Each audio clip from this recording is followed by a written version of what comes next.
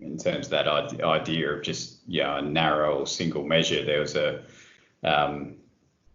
quote from down in Australia, one of the AFL head coaches, Nathan Buckley,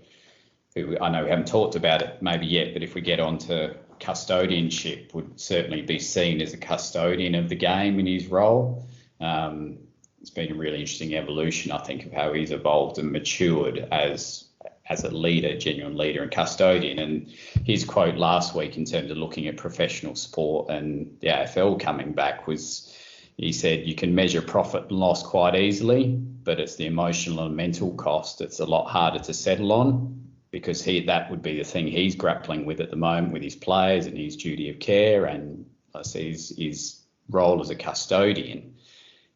Yeah, he's got to grapple with that. And you can measure some things quite easily, but he knows it's a trap to fall for. Well, that's the be all and end all is those things where they're expressed profit and loss or wins and losses or medal targets. Yeah. There's an interesting juxtaposition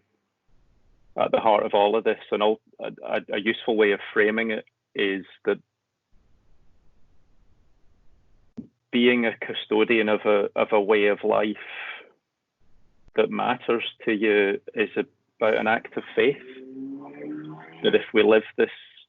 way of life well, good things will come. And I think one of the things that we've fallen foul of in not just organisational life, but in sporting life in too many ways, and a good example of it is UK sport, which again is a objectively a highly successful venture for a governmental organisation that's invested in high performance sport programmes to huge objective success, medals won, some hugely successful achievements, and doubtless people's lives been changed in really profound ways. But, and there is a but here. I think the risk has been, and interestingly enough, UK sport, and as long as it's been in existence, as far as I can remember, has always had two aspects of its vision or its mission statement have been to be highly successful, to be a highly successful sporting nation, and to develop a sustainable sporting system. And the leap of faith up until now has always been, if we just focus on being as successful as we can possibly be and cross our fingers that doing that well will mean sustainability comes, that's, for me, been the disposition.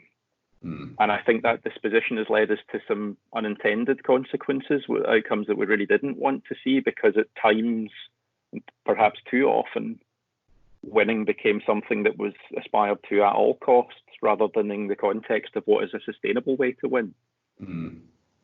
I think what becomes interesting is to pose the question that if we try to focus on how we do this well and how we do this in a sustainable and meaningful way, and commit to faith that good things will come in terms of the level of success that comes from that, where would we be now?